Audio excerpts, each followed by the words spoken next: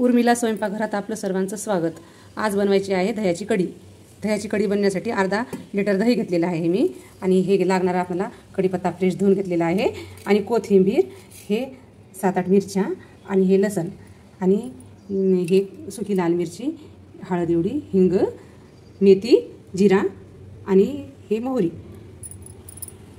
मिरच्या होत्या ना ते कट करून अशा मी हे बत्त्यात टाकलेल्या आहेत खलबत्त्यामध्ये।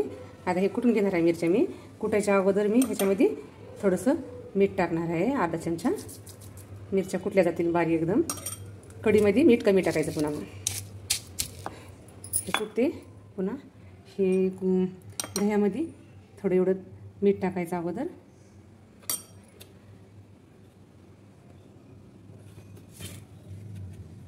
हाताला लागणार आहे हे कढीपीठ, मोठा चमचा आहे, मोठ्या चमच्याने 2 चमचा कढीपीठ टाकणार आहे मी।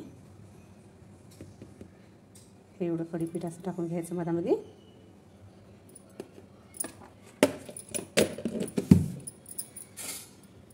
कढीपीठ टाकून दिलेलं आहे। मीठ, कढीपीठ टाकले, पुन्हा हळद पण ह्याच्यातच टाकायची आपल्याला। हे असं ठेचा वाटून घेतलेला आहे। हिरवी मिरची, मीठ आणि लसण हे असं सगळं वाटून घेतलेलं आहे। हे सगळं खलबत्त्यात हे आता काढून घ्यायचं आहे। आता आम्हाला हे असं वाटले सगळं हे काढून घ्यायचं। पुन्हा हे असं पीठ असं टाकून हळद, पीठ, मीठ टाकून असं हलवलेलं आहे मी। आता ह्याला तांब्याभर पाणी टाकायचं। ह्याला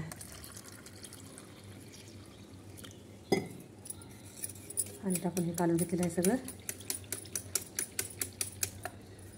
आता गॅसवर भांडं ठेवलेलं आहे मी।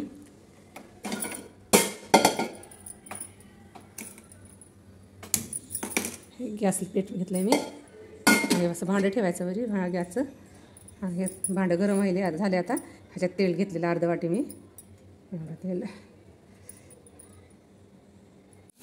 असं भाजून घेतलं मी। आता हे सगळं हे आता हे भाजले, थोडं भाजलेलं आहे। आता थोडं भाजलं की हे सुक्या लाल मिरच्या टाकून द्यायच्या मधामध्ये। ह्याच्यातलं बी काढून घेतली आज मी असं। आणि हे हिंग घेतलेलं एवढं मी।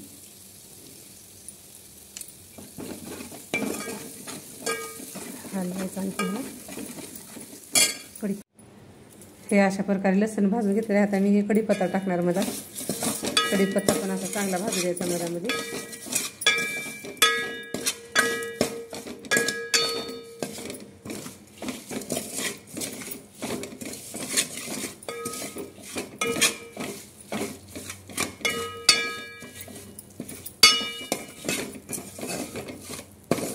असा कढीपत्ता भाजून घेतला आहे मी असं चांगला। आता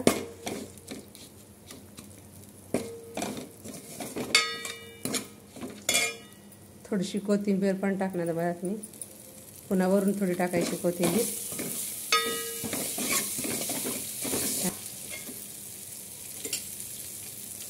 सगळं भाजले आता हे सगळं चांगलं। हे कढी, त्या कढीमध्ये तांब्याभर पाणी टाकलं होतं, आणखीन थोडं लागलं तर टाकायचं, घट्ट वाटलं तर।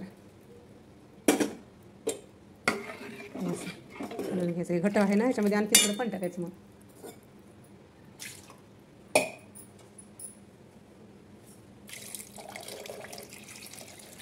बस एवढं पाणी बसू दे आता।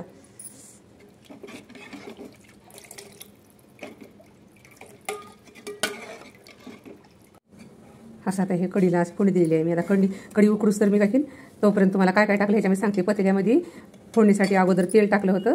तेल टाकल्याच्यानंतर आपल्या मेथ्या घेतलेल्या, थोड्याशा मेथ्या टाकल्या, जिरं, मोहरी आणि पुन्हा मग लसण आणि हिरव्या मिरच्या कुटलेल्या ठेचा होता ते टाकला।